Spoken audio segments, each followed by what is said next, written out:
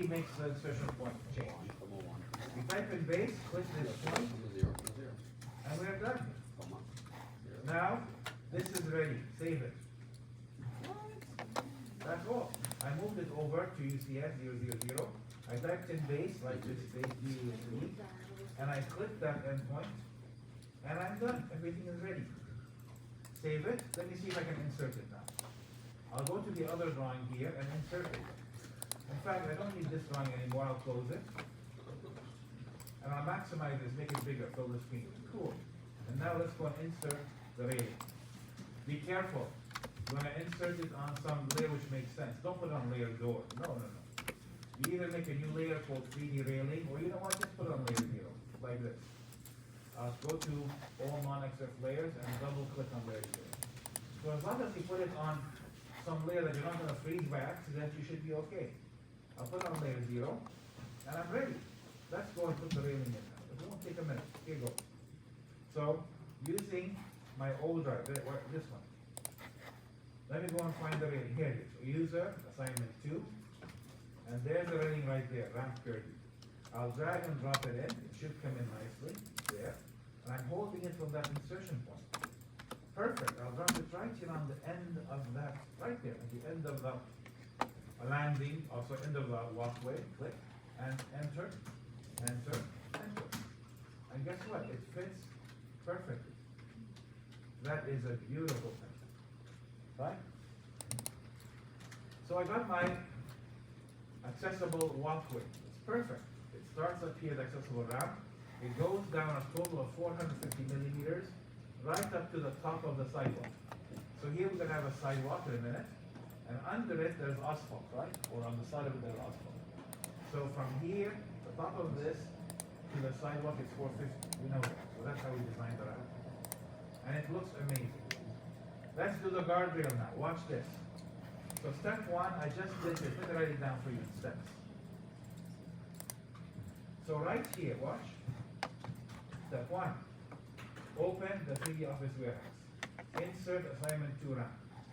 If you did it right and you did the insertion point right, it'll be easy. If you didn't, just insert it here, then move it over and connect the two, right? If you did with a proper insertion point, it's much easier. But you don't have to actually change the insertion point. Very cool. The next one, it says insert the large guardrails. Okay, I'm going to do that right now.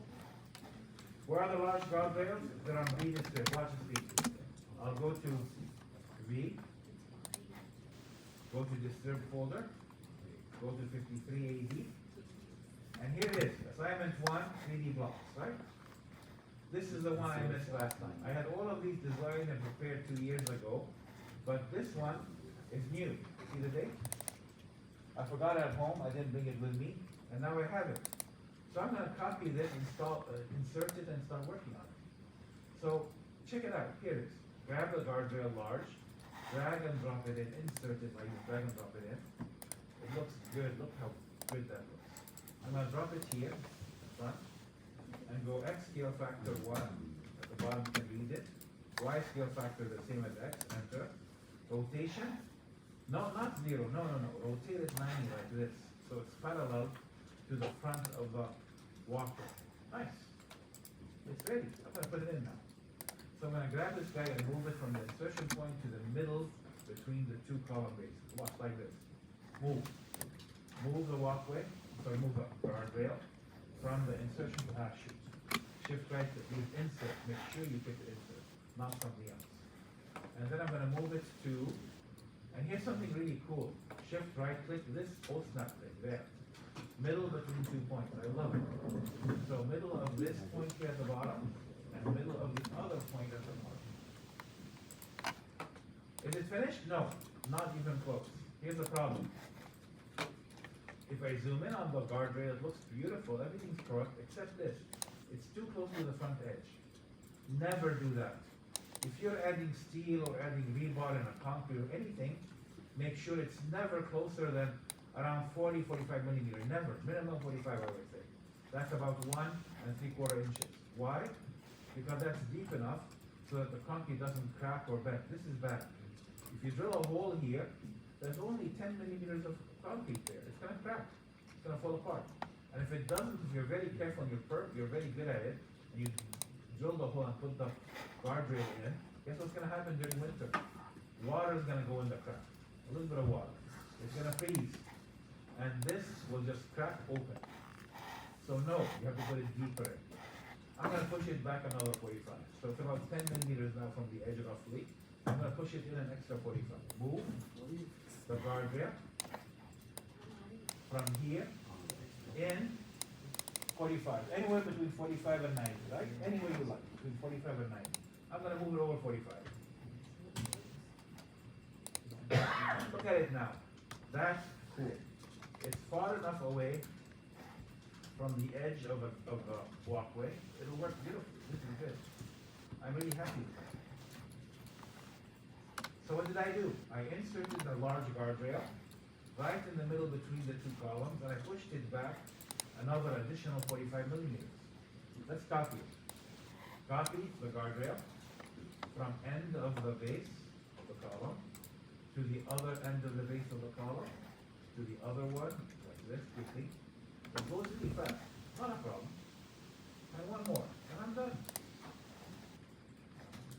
We got the front completely covered. Look at that. The guardrail is covered. So if somebody's standing here and walking and looking at their phone and not paying attention, well, they're not going to fall off and hurt themselves, right? In the old days, 15 years, I didn't even bother with the guardrail because what? The fall is only 450 millimeters, right? According to OBC, if the fall is more than 600, you need a railing. If it's less, you can get away with it, right? So guess what? I put it anyway because the lawyers will insist on it, right? The lawyers say, what if somebody fell and sued you for $1 million? You know what? Put a guardrail. Cost you what, $10,000 bucks? It's better than getting sued. So that's today's reality. You have to put that thing there. In fact, here there's a gap, there's a hole. This is not good. What's gonna happen? Some idiot looking at their phone is gonna walk over and fall down. Well, guess what we do? You block it. I guess what some students did last year, this is pretty cool. I don't have any samples to show you, but some students put a big planter here. They put a big barrel they got from Lumion and planted inside of it a beautiful shrub or tree or flower. It looked incredible. So they blocked this access.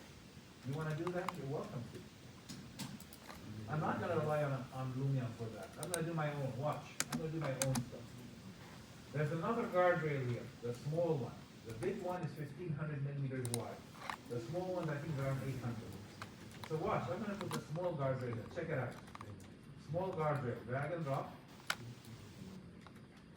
Put it right here at the corner of the top of the walkway. That's for the scale. X scale enter, Y scale enter, and rotation, leave it 0 like that, or rotate it 180, whatever. Rotate it will pull up, and it looks good. So I put the walkway here at this corner, right there at the corner of the concrete, right? Let's move it back. So that's the small guardrail, this guy. That's what it's for. We blocked this hole. So let's put it in now. I'll move it back. Move this a little bit back, like this. You can do it by eye. You don't have to measure it. Not important. And if you look at it here, that's pretty cool. Make it closer. Move. Move the small guardrail closer to the front and to the side, like that. Let's try to block that exit, like that. That's pretty cool. Are you okay? Does it make sense? So we added the guardrail just so people don't fall off that top walkway. That's all. And it's not really required, honestly, but it's better if you put it in because the lawyers will insist on it, right? It's not bad. And you can add a small guardrail right next to it there. And I'm perfectly happy with this. This looks good. Our model is done. Save it. Finally, after all that work, assignment 1 and assignment 2 came together. We added the guardrails. It looks fantastic. Now comes the important part.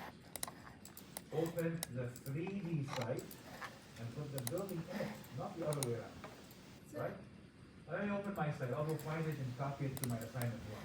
So I'll go here, assignment 1 folder, user, assignment 1 folder, where the 3D model is. I'm going to add to it the site plan. I emailed you all a copy of this thing, right? a couple of days ago. Go find it. Excuse me, sir. So 1 second, I got it.